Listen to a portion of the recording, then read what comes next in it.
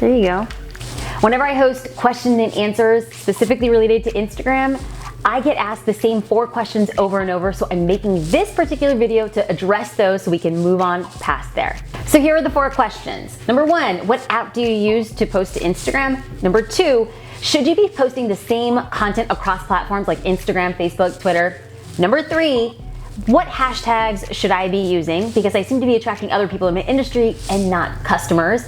And lastly, number 4, what's the balance between personal and business posts? Do people really care about what I'm doing in my personal life? So let's dive into question number 1. Question number 1, what app do you use to post to Instagram?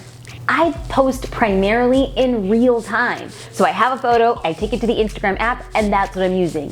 However, if I did or was going to suggest planning for something, you want to make sure that you're going to use an app that doesn't automatically post to Instagram for you. You want a planning app that will send you a push notification. 2 really great suggestions that I have, and no, I don't get a plug or a little kickback for mentioning them. I've just heard great things from people who are using them. Is number 1, Planoly, and number 2, Later. When you're ready to post to Instagram, it will send you a notification so you can lay out your post and write your captions. Super helpful. Question number 2, should I be posting the same content across different platforms like Instagram and Facebook? Now the answer is yes, but not at the same time. You will probably see a post that I posted on Instagram that I'll share later on Facebook, maybe 1 or 2 days later.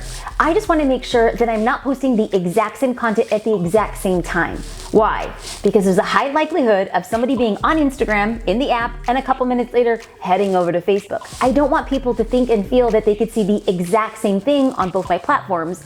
I want them to make sure that they're following me on Instagram and on Facebook, and just in case they're in the app at different times on different days, they have a higher likelihood of seeing something I'm posting and it feels native to that platform. Question number 3, let's chat about hashtags.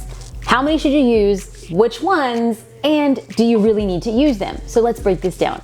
How many hashtags should you use? Well, according to Instagram blog, they actually want you to use all 30. Why? You can get discovered. So I would listen to Instagram and use all 30.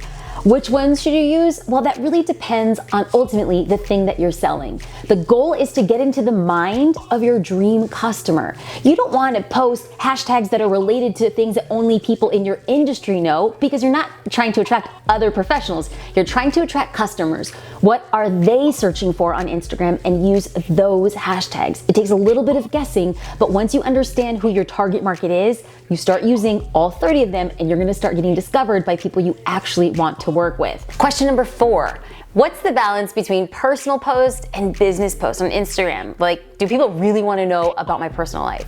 And my answer is yes. People do. Why? Because the key to being on social media is to be social. A lot of times what I see entrepreneurs and small business owners do is just talk about their business. Only talk about their business, only talk about their business. And while that's okay, it just feels like one consistent sales pitch. The thing that gets the most engagements, studies have shown, are photos of actual people, human beings in the photo itself. So we have to remember that as business owners, we want to show who we are as well as what we do, but the most important part is to talk about why we do it. And you could do this and execute on this so well if you're sharing personal pieces about your business. Now, do you need to show pictures of your kids or where you go on vacation? Well, no, if you want to, that's great, but you could talk about personal aspects of your business. Your why, where are you located, what makes you tick, what's your inspiration, what's your most favorite part of what you do. All of those things are personal components about your business that you can feel comfortable with, as well as create conversation.